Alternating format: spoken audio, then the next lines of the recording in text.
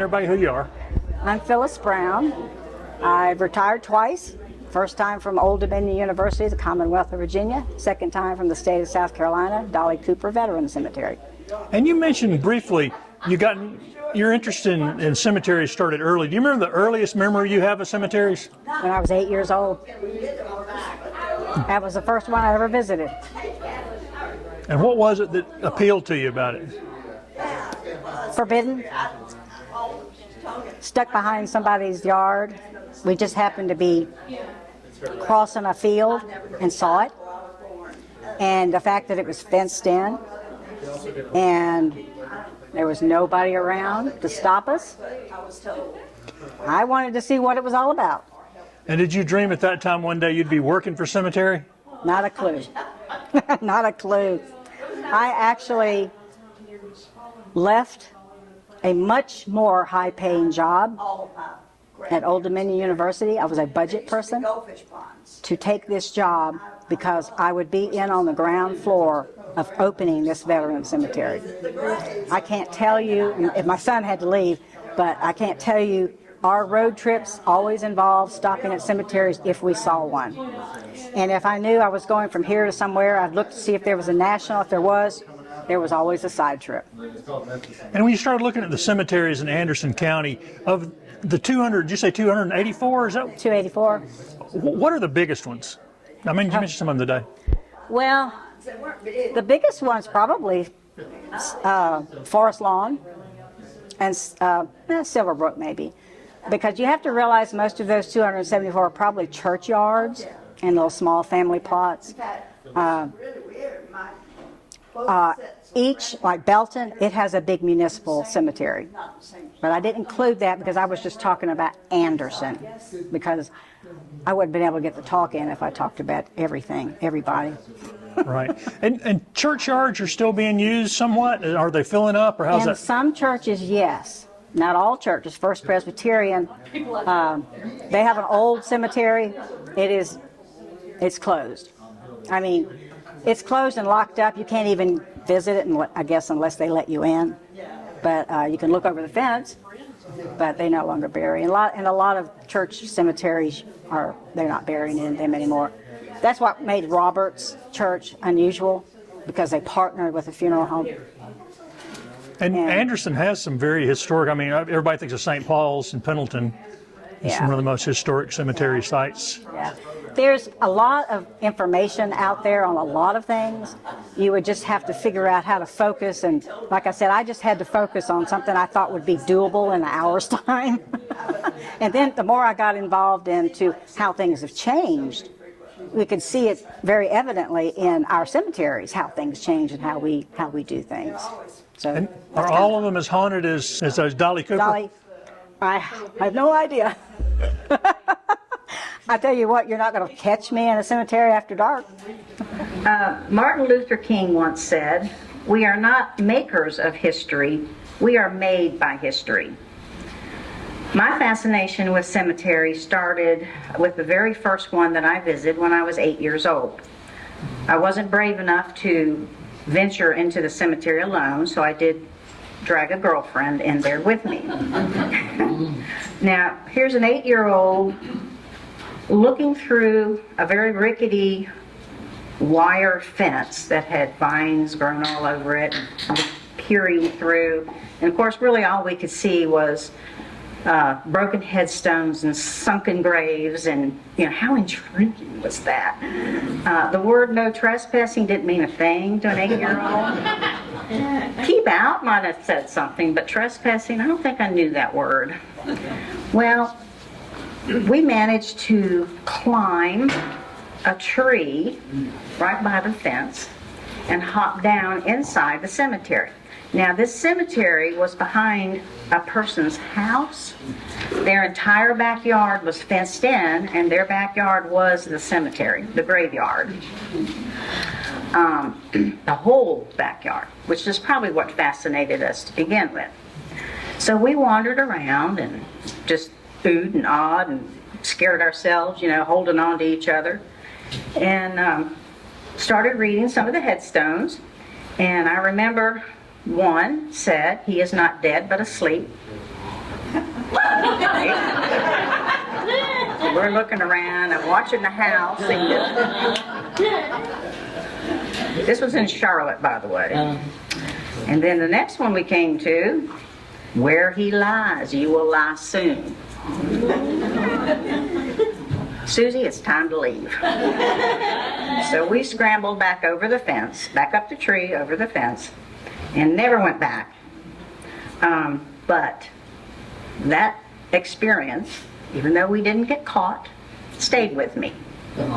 And I've always had a fascination with cemeteries. It didn't really matter whether they were private cemeteries, church yards, graveyards, or big national cemeteries. Didn't matter. My son is in the audience, and he remembers me stopping at cemeteries. We might have been on the way to somewhere else, but if we saw a cemetery, let's find the oldest grave. And we would run till we found the oldest grave, you know. Actually, I still do that. Just telling a little secret here. I have a friend who lives in Wisconsin. She comes to visit me every couple of years. And last year, when she was here, last summer when she was here, she made a remark. And it says, Phyllis, do you realize that every time we get together, a cemetery is involved? And that's true. So I imagine many of you share a fascination with cemeteries too. I'm not alone, right? Okay, all right. Okay. Well, my research of how funerals and cemeteries, have changed through the years, I was surprised to learn that the South Carolina Genealogical Society Cemetery GPS mapping project contains over 17,000 cemeteries. That's just in South Carolina. In Anderson County alone, there are 284. Now that number includes municipal, which are the city-owned ones, private, like in somebody's backyard, funeral home owned, and church cemeteries are graveyards. They're really called graveyards. However, this doesn't include when someone sort of sneaks around and sprinkles Miss Bessie's ashes somewhere, just to dispose of them. Even the private cemeteries are, if they're listed here, it's because they've gotten permission. They've gone through and done what they're supposed to do legally to name it a cemetery. And of course, when you have anything, you've always got these ever-changing costs. So we're talking through the years. The U.S. Bureau of Labor Statistics cites that funeral expenses are 273.73% higher in 2023 versus 1986, with only a $54.75 difference in value. Now that's kind of disturbing, I think. In 1960, the cost of a funeral was $708. And in 2023, the average cost in South Carolina is $7,775. Now remember, this is just funeral costs. This has nothing to do with the burial side of things, because that's two separate costs, okay? So you can practically double that, and that's what it would cost to get somebody through the funeral into the grave. But on a side note, I love these little sidebars. If we're going to look at how prices have risen in cemeteries, let's compare it a little bit to housing costs.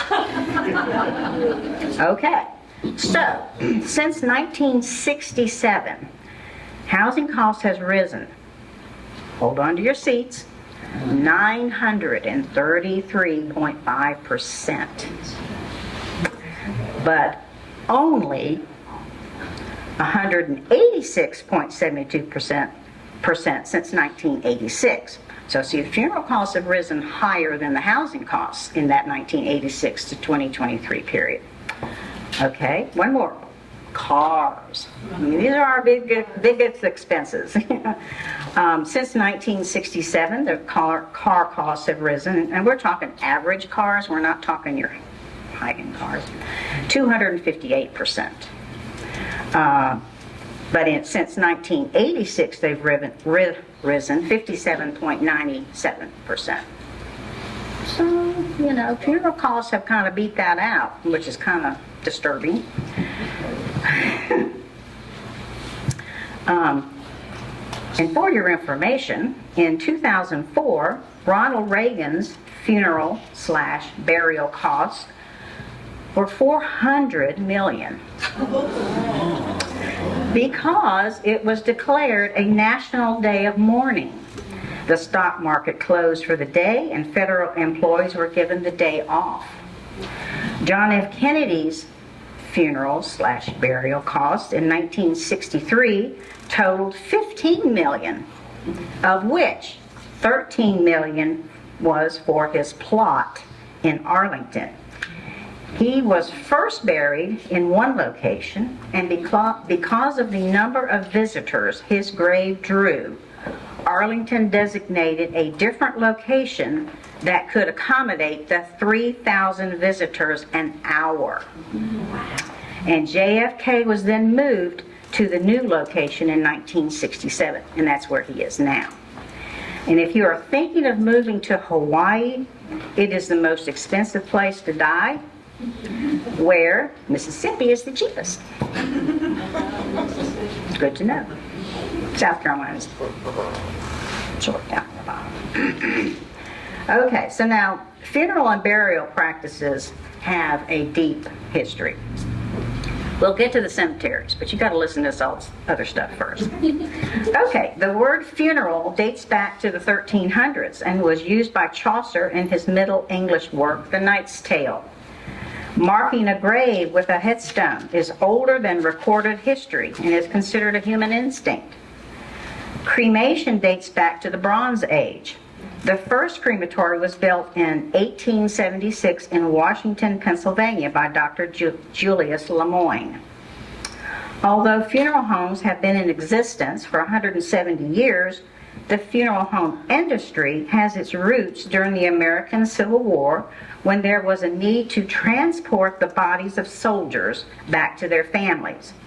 In the U.S., this is also when embalming became widespread. However, Egyptians were embalming as early as 3200 BC. In Europe, it became common in the Middle Ages and Renaissance. The first use of chemical injections to preserve bodies was done in the 17th century by an English physician, William Harvey. Before funeral homes, people often died at home and their bodies placed in coffins in their own parlors for viewings. To ward off evil spirits, the home shutters were closed, mirrors covered with black cloth, and sitters stayed with the body at all times to make sure the deceased did not awaken. I don't think I'd want that job. Caskets could be purchased at the local general or furniture stores. That was just part of their stock. Wearing black to funeral dates back to Roman times. Women's were held to much stricter bereavement rules. For instance, in the 1800s, widows were expected to spend 2.5 years working through their 3 stages of mourning: deep mourning, full or second mourning, and half mourning, each with his own fashion requirements and restrictions on behavior. Deep mourning lasted a year and a day and required a widow to wear simple black dresses and don a full-length black veil anytime she left the house. It's called a weeping veil. This shroud was made of a crimped silk fabric called crepe. Unfortunately, due to the dyes and chemicals used to process the fabrics, arsenic being one of these veils could cause skin irritation, respiratory illnesses, blindness, and even death. If a widow died, it was often thought that she grieved herself to death. Men wore ribbons on their hats or lapels or on an armband and were expected to go back to work in 3 months' time. And this young lady and I were talking about if there was a single sister of the widow, of the wife, or maybe a widowed sister. They would often marry just because he needed help with the children. Mourning changed. So here is the apparel protocol and customary lengths for mourning. Can you imagine they were hanging up on their refrigerators? I'm just teasing, I'm sorry. Mourning changed during World War II when women entered the workforce, thus making it unsafe to wear the heavy clothing. Veils were replaced with a fringe around the face, hemlines rose, and V-necks appeared. Gone were the days of being buttoned up to the chin. Ancient Roman funerals once considered a loud funeral a symbol of wealth. Professional mourners were hired to make the procession large and very noisy. Rosemary was often placed in the coffin, carried by people in the procession, and then cast onto the coffin at the cemetery.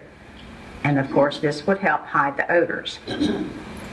Prior to 1831, America had no official cemeteries. Burials took place in church graveyards or on private property. In-ground vaults were first used in the late 18th century to help prevent a grave from sinking, headstones from toppling over, and the landscape from being uneven. Old cemeteries, and this is a picture at Silverbrook, because that's the oldest one in town that's not a church cemetery, are crowded with mausoleums, ornate oversized headstones, coping, which is around it, the little the curbing, but they call it coping, and of course fencing. Okay. But of course, the common thread through time is that funerals have always been as much for the living as for the dead. It marks the end of a life. It gives the living a chance to say goodbye. It provides a place for the community to gather and show its support to the family. It is also a place to grieve openly and accept death as part of life. And of course, as with everything, as time passed, things changed. In the 1960s, a consolidation of the industry started when large companies began acquiring small mom-and-pop funeral homes and cemeteries, which helped grow the industry. So today, funerals are now held anywhere and not just in church. Funerals don't have to take place immediately. COVID made this practice acceptable.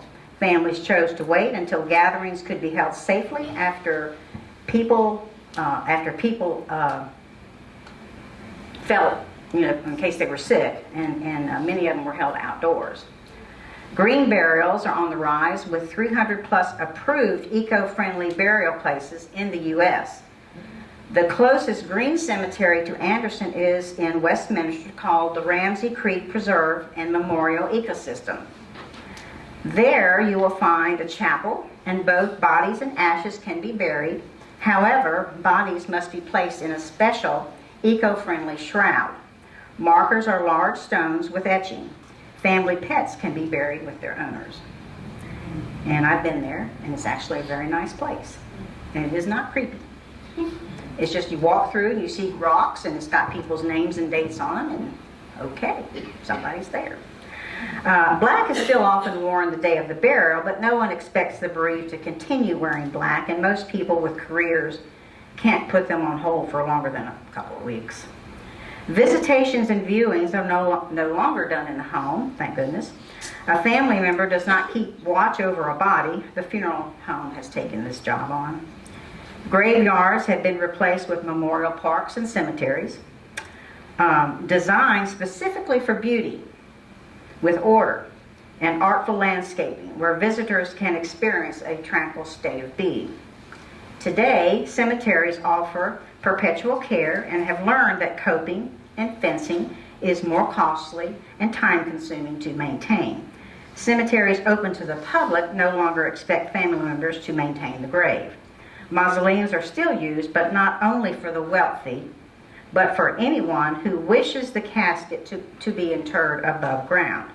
Columbarium walls, which date back to the early Roman Empire, is growing in popularity for the placement of ashes. In the 20th century, it became a less costly common practice to use rebar reinforced concrete vaults over the hermetically sealed ones.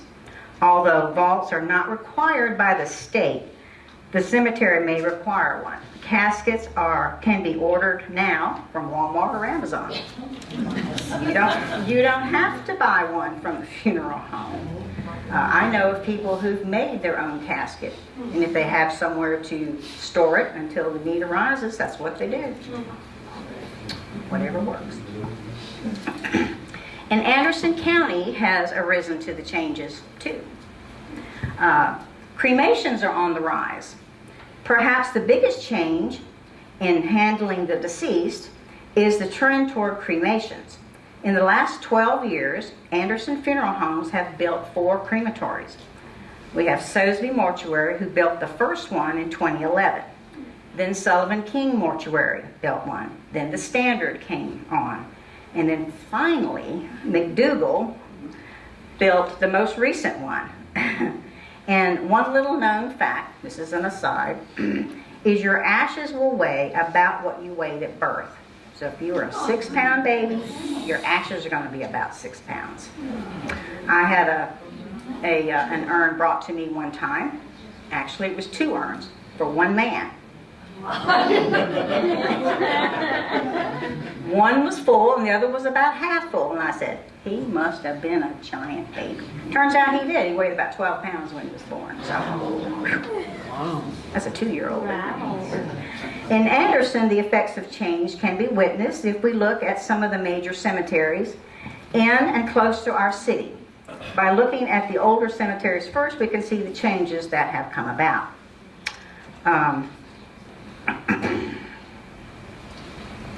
Okay. The municipal cemeteries, owned and maintained by the city of Anderson. Silverbrook on White Street, and I'm sure many of you are familiar with this cemetery as it's been around. It's approximately 40 acres. It is not perpetual care. It was built in the 1870s. It has 15,000 plus buried here, but yet frequent burials are still taking place there. The crosses at the rear of the main cemetery and across the railroad tracks on Shopla Ferry Road are actually part of Silverbrook. These are your unknowns and probably indigent burials. And those white crosses have no names on them, they just have numbers. There's a section in Silverbrook that's called Babyland. It's referred to as Babyland. And it has many unmarked graves, and it is a really, really sad little place. When I visited to walk around and look at the cemeteries, when I walked into Silverbrook, well, I drove in, and I walked up to the office thinking maybe I could talk to somebody. This is what was on the door. So I got in the car and I finally found this location. It wasn't there either. So that took me on a telephone route then, where I finally got a hold of somebody, through the mayor, I might add. Anyway, but mowing seems to be mostly confined to the aisles and the open spaces. Most of the graves in the larger part of Silverbrook have the coping, which makes it very difficult. You can't get riding lawnmowers up there. You could get push mowers, if they're small enough. But most of the plots on White Street have the coping with the grass and the weeds, often knee-deep high. And I periodically, over the last 5 months, have gone back to all the cemeteries, just curious about maintenance. And they did always keep the aisles and the outer extremities mowed. But finally, in early September, someone had actually gone in there and mowed inside the coping. So I don't know if that's a once-a-year thing or maybe a twice-a-year thing. And as you can see, there was no longer an office there. And anyway, then, and that's after it had been mowed. So see, it does look very nice if they could just, but there's always budget constraints. And as you see, there's a lot to mow around. So, and these are the unmarked, unknown graves on East Chocolate Ferry. What's that? This is Babyland, which is pathetic. And a lot of those are just the temporary markers that were laid there in the 1950s or whatever. The names are no longer legible. It's sad. Okay. So then the next cemetery that was built in Anderson is Westview. And it's on Sayre Street. It's 22 acres, has about 9,000 grave sites. Again, no perpetual care. It was built in the early 1900s for the African Americans. There's still about 2,500 grave sites available. And again, like Silverbrook, it's a bit unkempt. And they have the coping, as you can see. The aisles are mowed more frequently. The inside coping area is not as often, but more frequently than at Silverbrook, because it's still more of a viable cemetery, I think, than Silverbrook is at this point. And I suspect the number of times that I was out there, it looked like either volunteers or maybe somebody who had loved ones buried, they were actually out doing the mowing. But at least, you know, the newer graves in this cemetery no longer have the coping. So they're wised up. This is still Westview. So then that brings us to New Silverbrook on Chocolate Ferry Road. And I got chastised. I was calling Silverbrook Old Silverbrook, and the mayor says we don't call it Old Silverbrook. It's just Silverbrook. Yes, sir.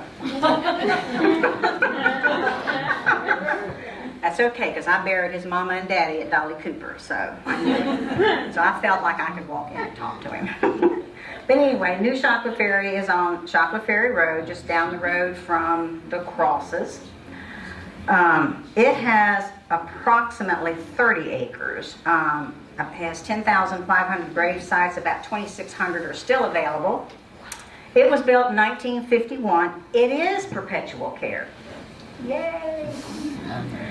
The city wised up. There is no coping, which allows maintenance to be much easier. So you can see they've got these graves in rows. You know, that was sort of the trend of how they finally figured out it was easier to maintain if you put things in order. And then we come to the sad little cemetery that is maintained by the city. Wow.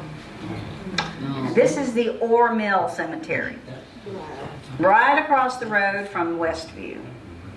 Kind of. Next to the Anderson Bakery, formerly the Kroger Bakery, if y'all are familiar with that. Although the cemetery was built for the employees of Ore Mill in the early 1900s, it was deeded to the city in 1992. There is no signage there. It is referred to as the baby cemetery by some because the mill allowed employees to bury children who died young or at birth there. The oldest child that I could read, that I could find, was 3 years old. There are 16 infant and toddler graves, 3 women and 3 men buried there.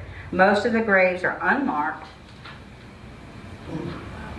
and absolutely no maintenance at all. The burials span from 1906 to 1931. For your information, Governor James Orr's son founded the Ore Mills in the late 1800s. In an effort to learn more about the Ore Mill Cemetery, I paid a visit to, Mayor Roberts. And he hooked me up with Beth Batson, who knew a little about the cemetery. Surprisingly, the mayor wasn't even aware the city owned Ore Mills Cemetery, so I got him back. She told me that the railroad and the mill had a land dispute because this little cemetery is just on like a little triangle, and the railroad's over here and the bakery's here, and that little cemetery is, and of course the mill is like way over there, a couple of blocks. So I'm not even sure how that even happened. So with the land dispute, as a result was they just went ahead and deeded it to the city. The last cleanup there was in 2012, and the Kroger bakery employees started to keep it up, but that only lasted for a little while. No one maintains it now and has reverted to being a natural cemetery. Isn't that a nice way to put it? The city is afraid to do much as they don't want to disturb the graves. And since most of them are unmarked, no one really knows where most of the 22 are buried. She said they considered hiring a burial ground expert to locate the graves, but there's no funding to do such an expensive task. If you decide to check out this little cemetery, be sure you wear shoes, not sandals, because there's briars and things, you know, and maybe long pants. I don't know. So that brings us. That's another picture. And then that brings us to our funeral home-owned cemeteries here in Anderson. And Forest Lawn on Highway 29 in Cox Road. It is owned by McDougall's Funeral Home. Probably most of you know that. It is the largest perpetual care cemetery in Anderson. It was built in the 1940s. It has developed 53.3 acres. It has undeveloped 43.5 acres. There's over 20,000 buried there. It features a veteran section for in-ground or above-ground interments. Ground casket burial plots are free for the vets, but there is a perpetual care fee. That doesn't include a vault, doesn't include a headstone. That's just for the plot itself. Okay, but it is beautiful. So if you've never been there, it's worth seeing. So if a person or veteran wants one of the, I don't want to call them a niche because it's the size of a casket. I'm not sure what it's called. A crypt. Thank you. Mausoleum burials are not free, but are discounted equal to the current veteran ground burial. So if you were going to buy a plot and they say, well, that plot is worth $1,000, and I imagine if they want to sell them a crypt, they're probably saying, oh, that plot's only worth $800. You know? That way they have to pay more. I don't know. I'm just joking here. Anyway, they did knock some off the cost if they want to go in one of these crypts. And the mausoleum also includes niches for ashes at a cost. And then you've got Oak Lawn on Highway 81. It's also owned by the McDougall Funeral Home. It was built in the 1970s. There's 17 acres developed and 21 acres left undeveloped at this point. There's about 2,050 buried there today. They offer ground burials and mausoleums, perpetual care, and the front signage, which we noticed, lists Anderson's simple cremations here, but the actual crematory is on North Main Street at the back of the property of the McDougall Funeral Home. It's not here. Okay. And then that brings us to South Lawn Memorial Gardens, which is owned by the Sosby Mortuary, and it's on Flat Rock Road. Jim Sosby acquired the cemetery in 2010 from Wilton Mackey. Then he was the coroner of Anderson County.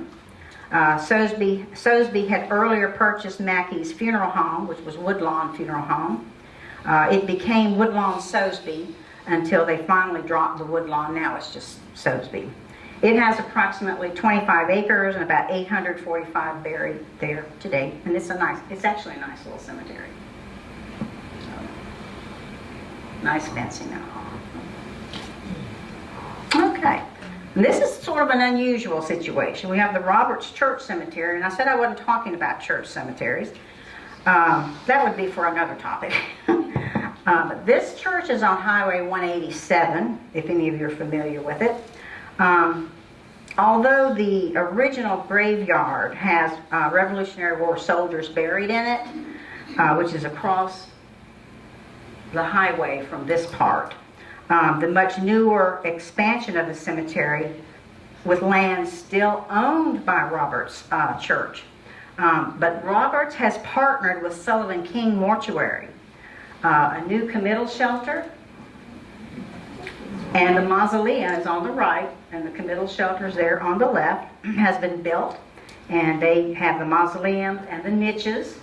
The niches are on the end, and the crypts are on the sides, okay?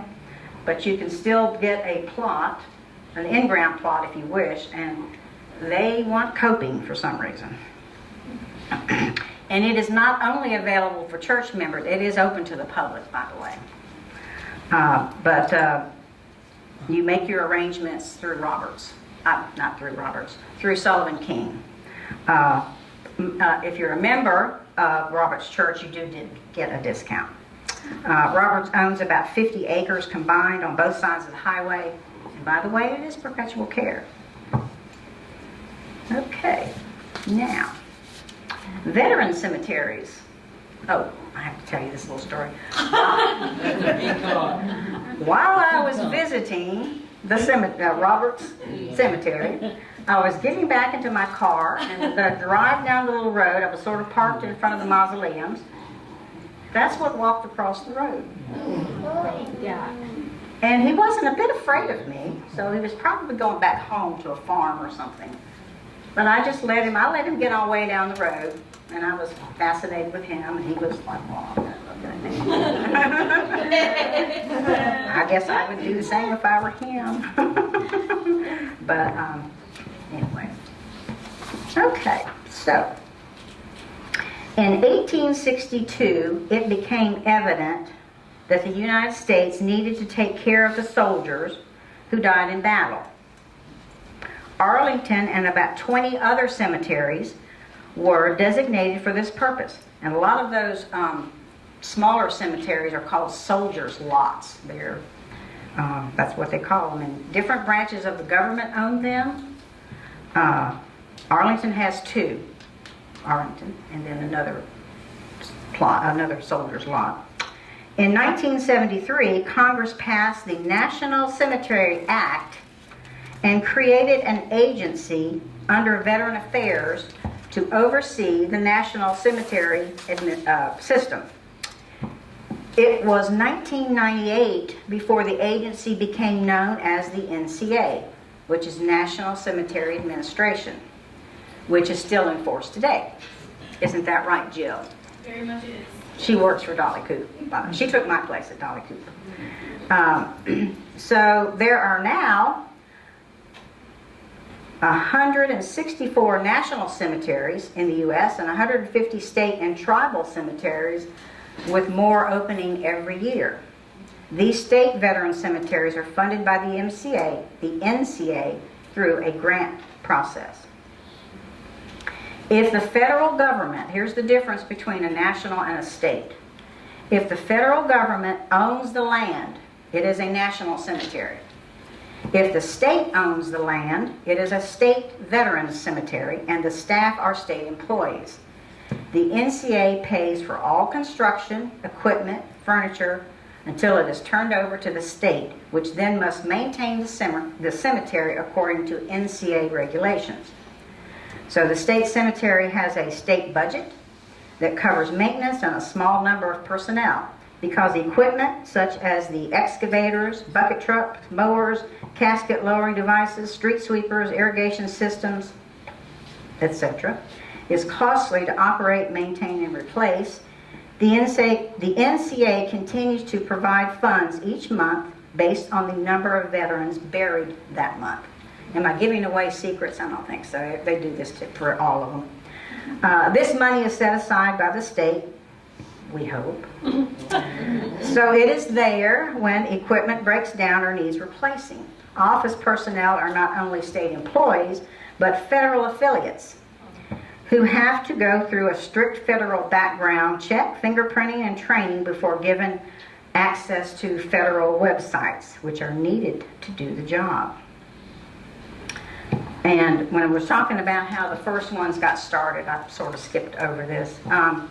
This is the Stones River National Cemetery. It was opened up in 1865 for Union soldiers to be buried. The first, I don't know what you called them back then, we call them superintendents today. He actually traveled all over everywhere collecting, digging up 6,100 Union soldiers. 2,562 of these are unknown. But so he located, dug them up, and reburied them in this cemetery. So Where that's is that one located? that's in Kentucky, I think.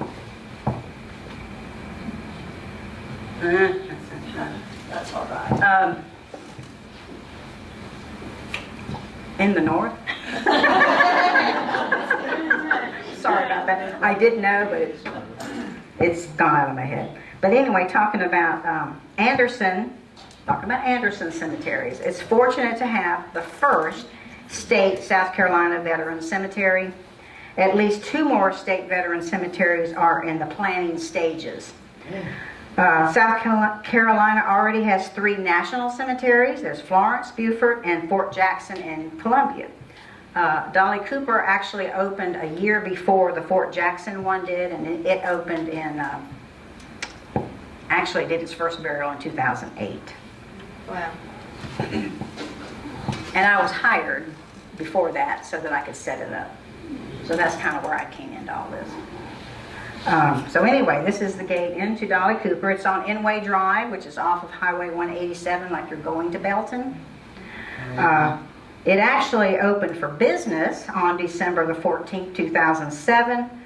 Oh, I said 2008, I'm sorry. When the first burial was done, it was a Mr. Karras. He was a veteran transfer from Florence National Cemetery. So Dolly Cooper has a total of 58 acres, but only 29 of this acreage has been developed to date. It features an in-ground double-depth casket burial, in-ground cremain burial, niches for cremains, and a columbarium wall, and a scattering garden. Who qualifies? Are there any veterans in the house? 1. Okay. Oh, 2. Okay. Qualified veterans, their spouses and dependent children up to the age of 23, not married, and a full-time student. Children of a veteran who were born disabled or become disabled prior to their 23rd birthday can be buried there no matter what their age is upon death. Proof of the disability is required. When I retired 1.5 years ago, we had 15 children of veterans buried there. I had one lady come and her daughter had grown up. Her husband was cremated and put in a niche there. And then her daughter died. And I said, well, we've got to have, what was the reason, what was her disability? Come to find out she was an alcoholic. Well, that doesn't, she didn't become an alcoholic as a child, so she wasn't eligible to be buried there. Burials are provided at Dolly Cooper to a veteran, which includes a plot, the grave liner, the opening and closing of the grave, which means digging the hole, the upright headstone, and perpetual care, no cost. The cost for a spouse or any dependents is $300. It has remained $300 since it opened in 2007. And at this point, there is no talk of increasing that amount. National cemeteries do not charge for dependents or spouses, but all state veteran cemeteries do, and they set their own rates, and rates are not monitored by the NCA. How does a veteran qualify?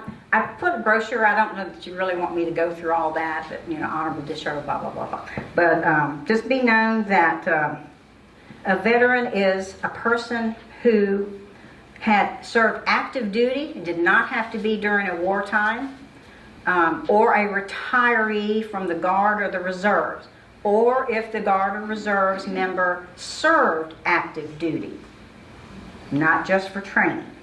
okay? So if you have a son or a husband who spent 6 years in the National Guard, but he was never federally activated, he will not qualify unless he did his 20 years in the reserves or the Guard. That gets to be confusing for some people, I think. Pre-certifying is done. Jill had to leave. She had to get back to work. However, it's a very simple process. Veterans just take their DD-214, their WDGO, their NAVPERS, whatever it is they have, and a marriage license. If they're married, they'll make copies of it, fill out a simple little form. It takes about 10 minutes. And then they just put you in the file until a need arises. The funeral home family then just works with the funeral home works with Dolly Cooper. And if you have more questions, I'll be happy to answer them. There's more brochures around here. So that's the committal shelter at Dolly Cooper. And I would say 50% of all the people who have services, they do them here. There is a time limit though. So, so if you're going to have a preacher that's long-winded and wants to talk, you can't do that here. But graveside services, there really aren't any. Everything takes place under here, and then the team comes and gets the caskets, if it's a casket, and they go and take care of the burial. Family members, normally there's probably a burial right after them. They can't really hang around at the committal shelter because the next service will be coming in, but they can come back and visit the grave at that time. And as you can see, things have gotten really, really nice, right? So there is a Carillon Tower back there that a whole bunch of veterans donated to. Pardon? Somebody said something? Well, anyway. So they provide the plot, the headstone. This is section A. This is actually where cremains are buried.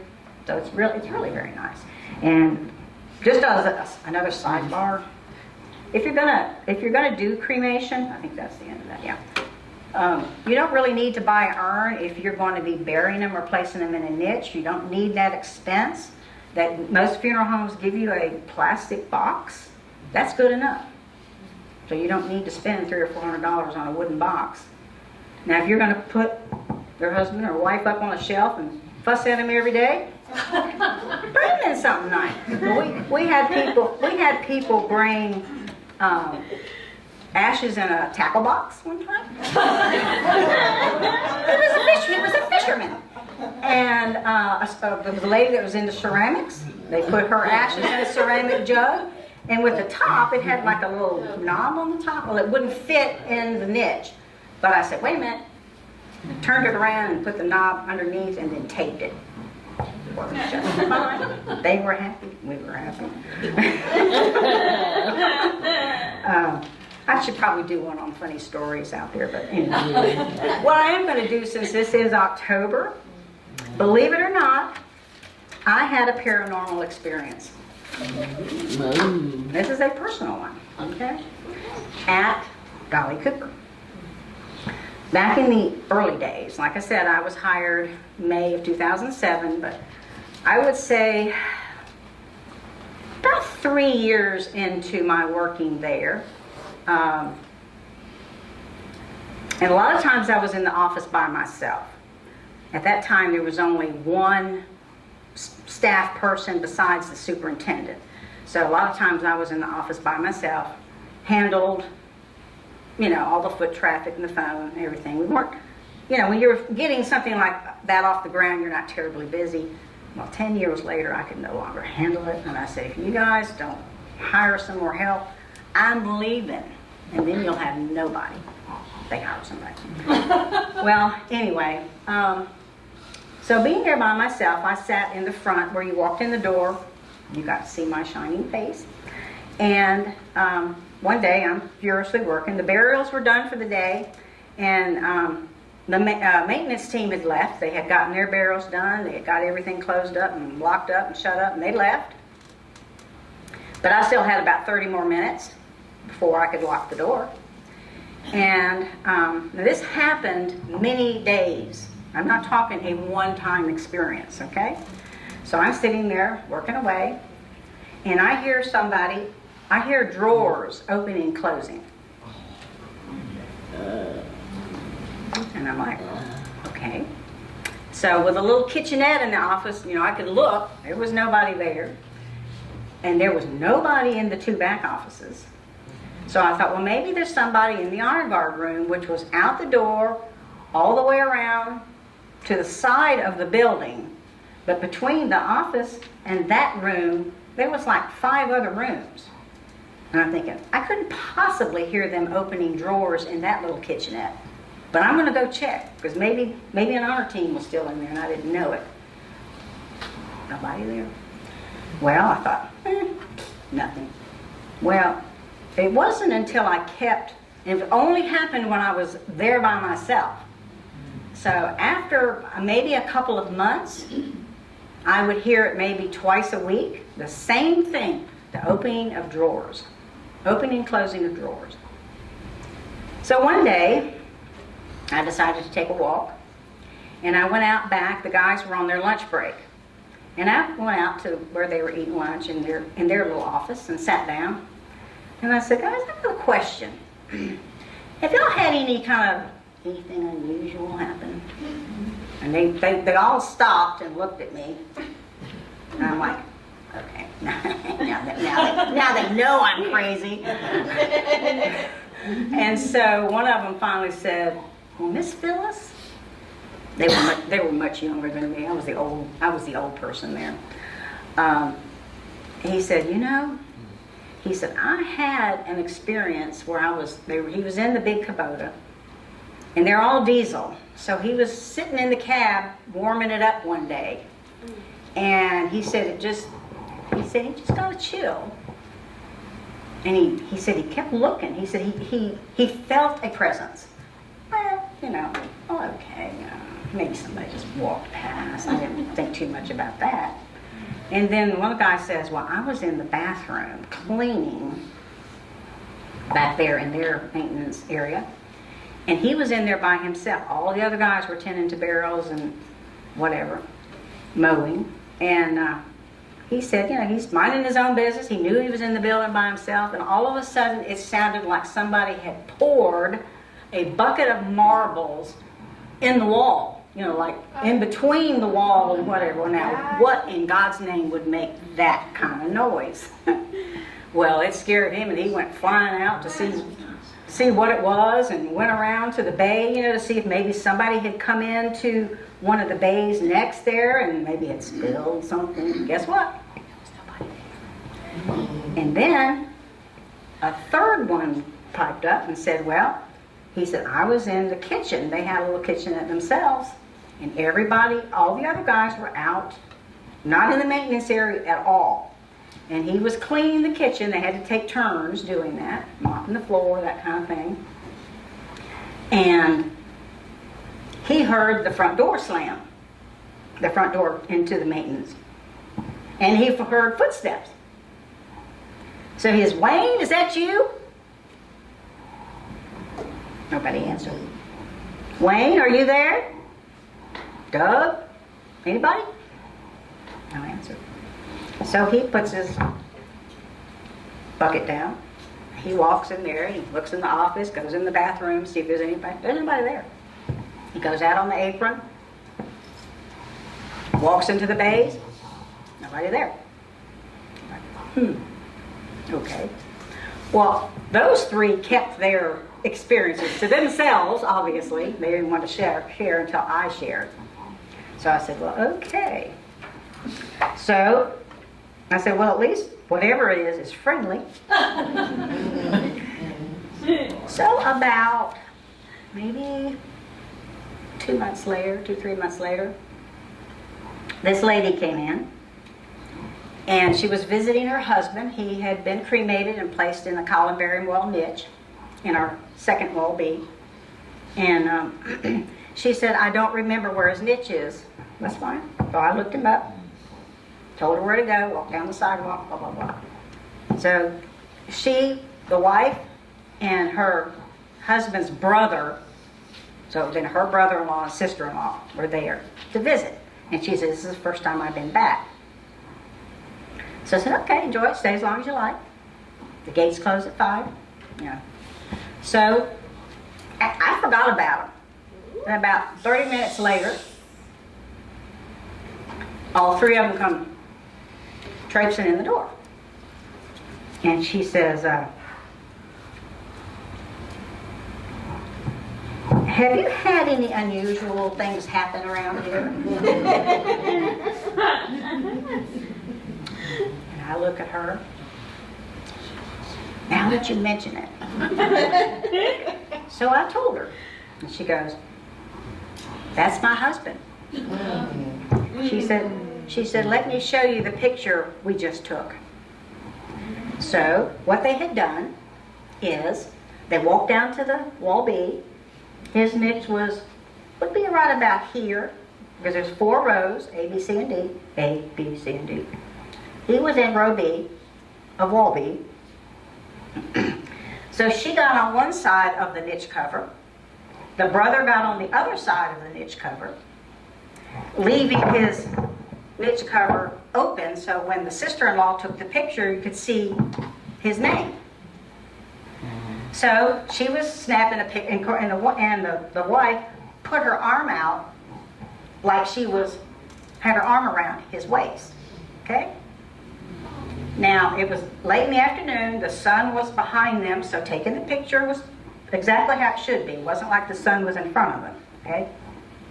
So she's, I'm going to show you something. And it was a digital camera. And she showed me the picture. I could see her, because I could see her clothes. And I could see her from the neck down. I could see the brother from the neck down. Her face was completely obliterated, and so was his. And the niche cover, couldn't see it because there was a big white flash of light right there. I could see this part of her arm, so I knew she had her arm around him, but you couldn't see the arm. And she says, we have a life of this kind of thing. So she said, and she stood there and told me all kinds of things, and I'm like, wow, we've got a ghost. I'm so excited. Well, she looked at me and she says, I've been to see him now. He will behave himself. None of us ever had another experience. Wow. Now, whether you believe that or not, I'm not making that up. You wanted to help her? He was trying. I guess he didn't want me there by myself, you know. But he would set off alarms. Whoa! And Whoa! I mean, we had alarms in all the bays, you know. So if somebody raised the door and they weren't supposed to, we had an alarm to get into the apron area where the maintenance was. He'd set those suckers off all the time. Police were coming all the time, calling. You know, some of the maintenance come back because somebody had to come in and shut it off. Not me. They didn't have my phone number. I wouldn't go there at night anyway. But anyway, that's my ghost story. Believe it if you will. But it's a good place for you veterans if you're interested.